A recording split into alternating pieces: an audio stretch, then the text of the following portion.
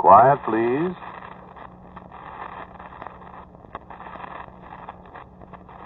Quiet, please.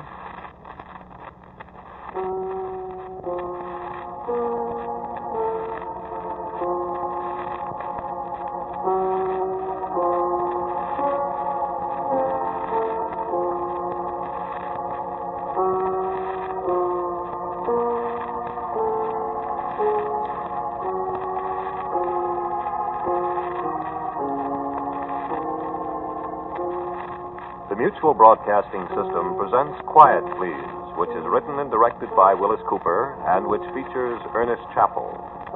Quiet, Please for tonight is called Green Light.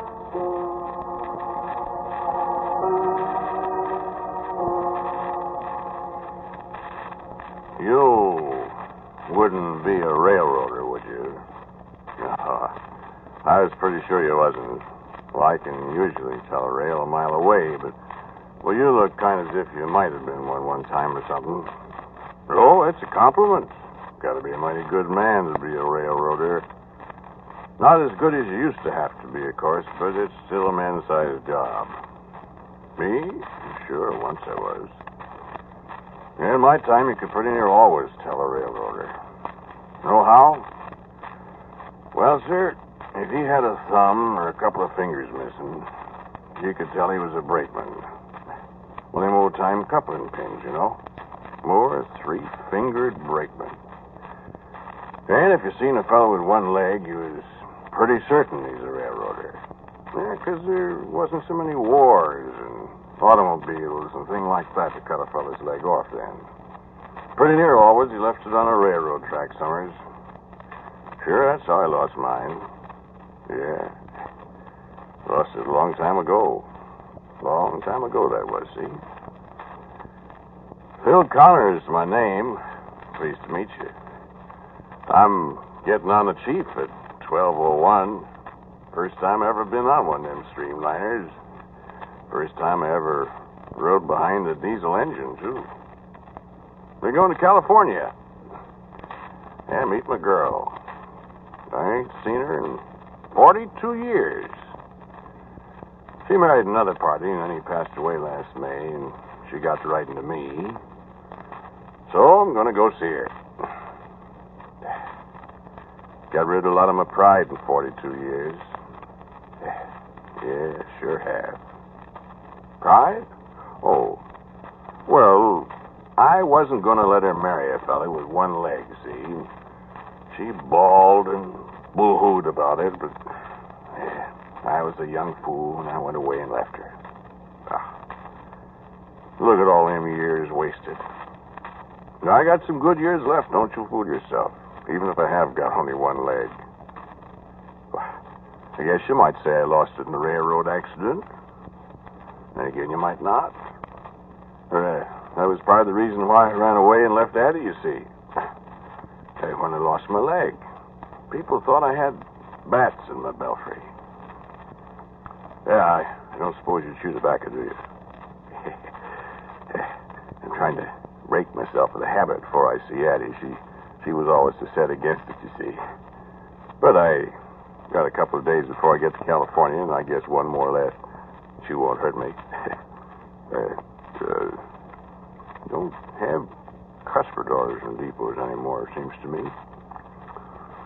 Oh, well, no time charge. Don't spit much anyhow. I wasn't rightly a railroader, you see. I mean, I pounded brass. It's a telegrapher, a brass pounder. I was working on this little branch line down South Sea, working the night trick of this little bitty town, what is this lumber mill. 40, 50 people, practically all of them in the mill.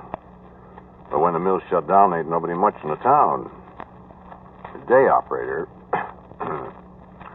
he was Addie's brother. Ham Dorsey, his name was.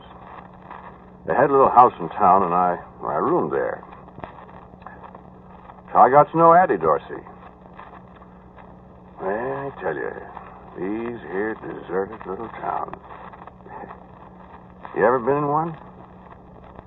Good gosh, at night all there is hooty owls and squirrels, jumping up and down on the roof and hooting, raising a racket so you think nobody could sleep. Bet you can sleep all right.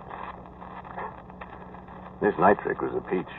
Only had one train through after 11 o'clock, way freight to come through any time between 11:30 and 1:30, depending on how many cars they had to set off down the line. Had to do their own switching on this here line. Only had 5 locomotives, old-fashioned 240s, looked like to come out of the ark. Well, after I got used to the hooty owls and the other animals, I found I could get me quite a bit of shut-eye after this way freight come through. Never was much traffic on the wire. Sometimes I'd sit and talk with some of the other operators a while. We never had much to talk about, so I'd sit and read a while and drowse off to sleep. Put my head right down alongside the sounder. The minute I'd hear him call, I'd be wide awake. Yeah, a lot of old brass pounders can do that. You can set off a giant firecracker alongside their ear, and they won't turn a hair. But leave their own call come through, and they're on the ball like that. Well, then after I'd been on a job a couple of months, Addie Dorsey, she got into the habit of coming past and bringing me a bucket of coffee along about 9 o'clock. And we'd sit and talk. Oh, there is a cuspidor. Me and Addie, we was sitting there this one night in the summertime. It was kind of hot and sultry. The hooty owls and the squirrels had got discouraged and gone to bed or something and couldn't hear a sound anyplace. We was just sitting there at the edge of the light that come from the drop light over the table, talking kind of quiet. Feels like a storm coming up. We could stand some rain, I guess. Is that so? Oh, excuse me, Addie. Hope it isn't the company. Oh, didn't get much sleep today. Catch me a little after the way freight pulls through.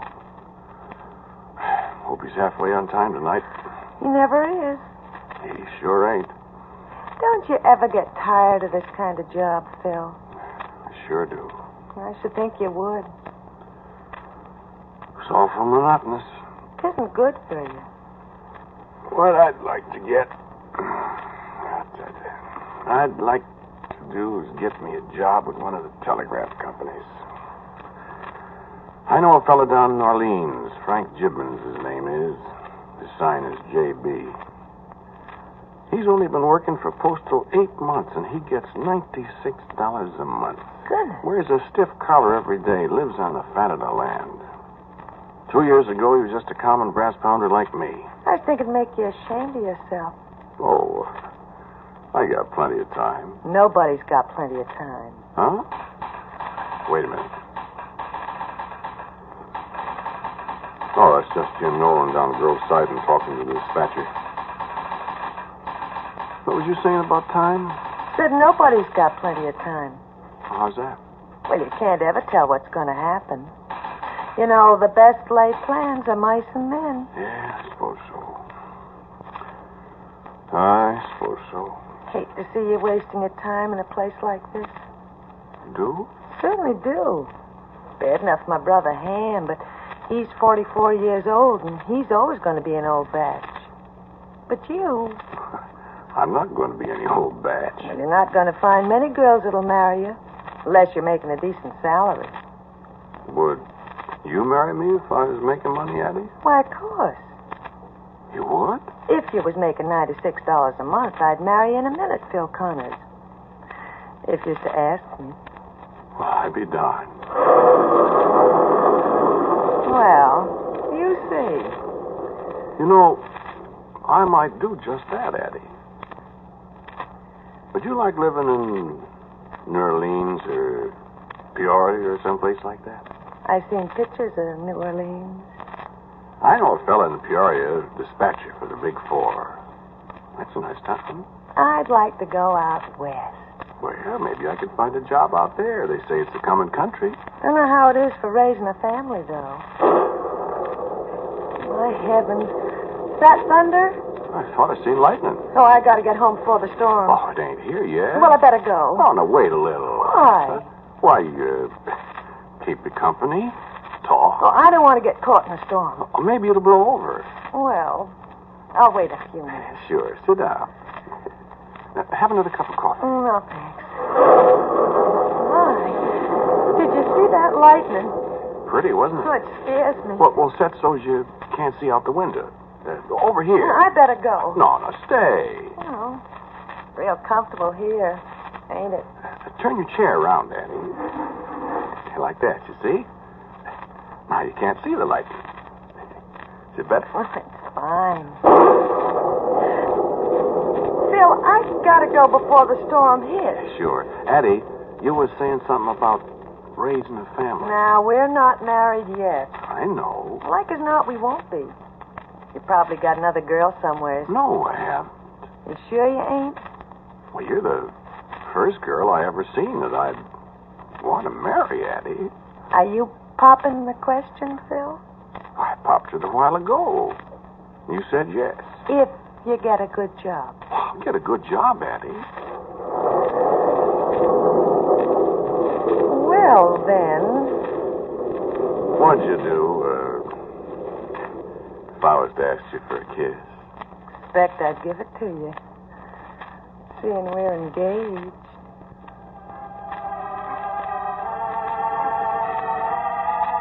Oh, Phil, we'll be so happy. We sure will, honey. Oh, Phil, you devil, you. What's the matter? It's raining. Why, sure. It's been raining for 5 minutes. Oh, you did that a purpose. Well, I didn't make it rain. Yeah, but you made me turn away from the window so as I couldn't see it rain. Well, I want you to stay here a while. I got a notion to go right home in the rain anyhow. Oh, no. Oh, my gracious, it's just pouring. Well, you'll have to stay here a while now. Oh, I could kill you. Oh, come on. It ain't so unpleasant as all that, is it? Well, could be worse, I suppose. Dear, this storm will probably last all night. Well, hardly ever does. Oh, hand me some coffee. Might as well make the best of it. Sure. Coffee's cold, I'm afraid. Oh, I don't mind.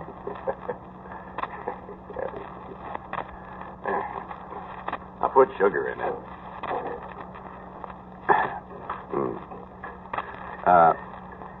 How big a family was you figuring on us having? Oh, not a very big one.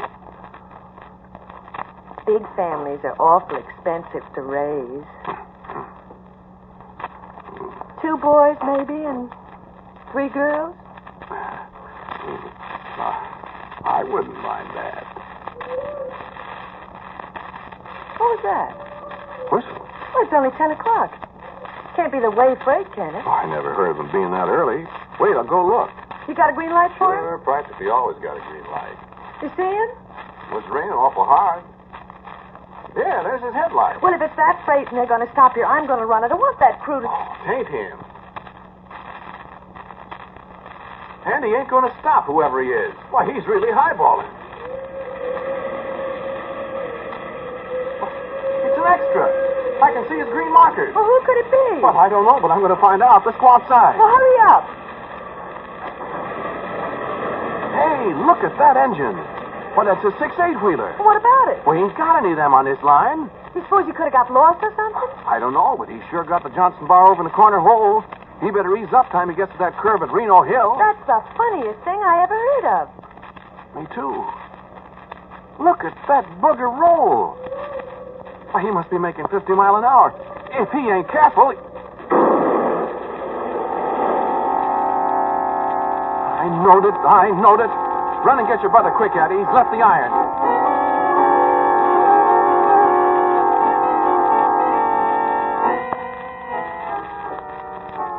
So, I quick run inside and got the dispatcher and told him about this here train and the way he piled up, and all he said was, "What train?"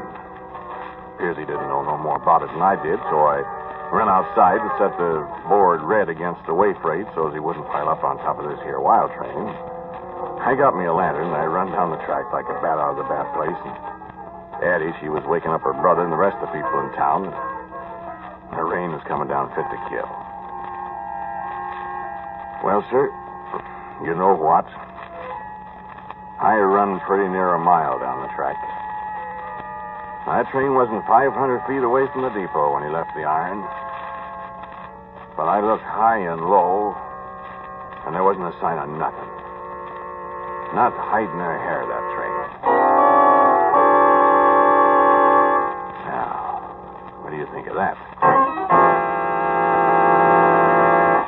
Well, Addie and her brother sure roused up the town, and a couple of fellas got out a handcar, and they pumped it all the way down to the next flag stop. They couldn't find hide in her hair, but neither. And the wires was jumping. Everybody from the master mechanic down to the section bosses was asking questions. And if you think I didn't have a great time answering them, man. Well, you see, I couldn't call in Addie for a witness. Well, how would that look? You know. Oh, she wanted to get me out of the sandy I got myself into, and her brother Ham said she should, too, but yeah, I wouldn't leave her do it. Well, I got off with a warning. I had a good reputation for soberness, you see, so everybody finally agreed I had a nightmare or something, and they jumped up and down on me for falling asleep. Then I took a lot of kidding from the other operators along the line. Got pretty doggone tired of it, too. Well, Ham and me, we had a lot of discussion about it, and Ham, he said it probably was a ghost train. Said he'd heard about ghost trains before. Like President Lincoln's funeral train that they see every once in a while, running along slow in the night, all draped in black, and the bell tolling like a church bell. Never heard of that? Well, you ask old-time railroaders sometime. Well, one thing was, Addie never come around to the depot nights anymore. But we talked a lot. Don't you see, Phil? This is the best time for you to get out of here now and go somewhere else and get a job. I don't see it, Addie. Well, everybody's making jokes now about you. It ain't no joke to me, Addie. I know, Phil. Didn't I see it with my own eyes? Well, sure, but... But what? Well, I ain't going to leave here till I find out what this thing was. Oh, Phil. Listen, Addie. A thing like this can follow a man all his life. Well, I'd go asking for a job with Postal or Western Union or somebody. First thing, they'd look me up, and people would tell them about this, and, well, where'd I be? No, sir, I'm going to stay here and find out about this here ghost train or whatever it was. But how are you going to find out, Phil? I don't know. I keep looking. Phil, don't you love me? Huh? Well, sure. Well, then won't you please? Honey, I gotta figure this out my own way. I'll never have a good enough job to marry you if I have this ghost train thing hanging over me all my life. Well, what are you going to do? Well, I got it kind of doped out. I figure this here was some kind of unlawful thing. What, I don't know, but there's something queer about it. You don't believe it was a ghost? Ain't no such thing. Well, we heard a crash. Did we? Huh? Mightn't that have been a extra loud thunder crash? My goodness, Phil, I never thought of that. You see? Phil, I bet you... You see? But what? Well, I got it in my mind that somebody's in cahoots with somebody else on this streak of rust here. And whoever it is would be glad to see me get out of here. Goodness, Phil. So I'm not going to go, see? They'll pull this trick again. And I'm going to be ready for them. How? I'm going to set a red board against them. Ain't no hoghead in the world, crook or no crook, could run through a red signal. And then what? Then I got me a .38 revolver, and I'm going to see what's going on. Then maybe I'll get me a reward.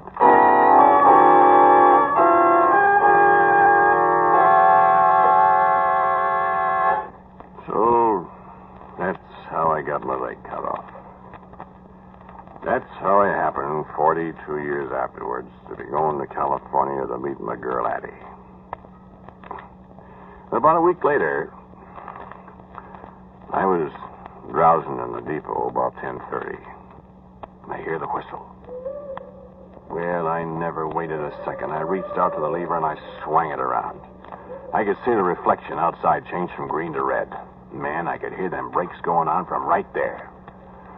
So I turned out the light over my table, and I reached in the drawer and I took out the .38, and I went outside.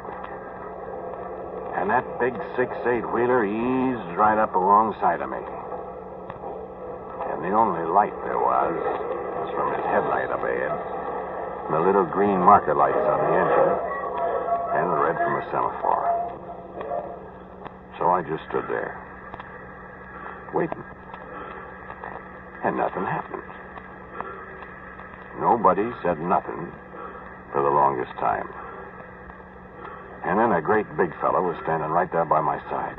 He surprised me so I dropped the revolver. He just laughed. Well, you stopped us, boy. I sure did. Well, that's fine. Who are you? Listen, boy, we gotta get going. And I was kicking around the cinders for my revolver, but I couldn't find it. He said again. Listen, boy, we gotta get going. What do you mean, we? You and me. Oh, no, you don't, mister. Sure, boy. I gotta get me a fireman. What are you talking about? Give me a green light, boy, and climb aboard. I won't do it. Oh, sure you will. And sure enough, I did. I don't know how or why I'd done it, but I turned around, I set the board clear, the light was green again. Then I felt myself taking hold of the grab irons, and I climbed up into the cab. I hit the deck. The engineer, he says, Grab a shovel, boy. Get to work. We're gonna roll. and I felt something like a kind of song going through my head. And he leans over and he says, What's your name, boy? and I told him, Bill Connors. And I said, what's yours, mister? And he laughed, and he said, Why, my name's Jones, boy. Casey Jones. She said to the fireman, boy, you better jump, 'cause there's two big locomotives that are gonna to bump. sure. They bumped all right. I didn't jump in time. And Addie found me there on the right-of-way with my leg cut off. There wasn't hide nor hair or any train wreck or anything. Just nothing. Hand me my crutches, would you?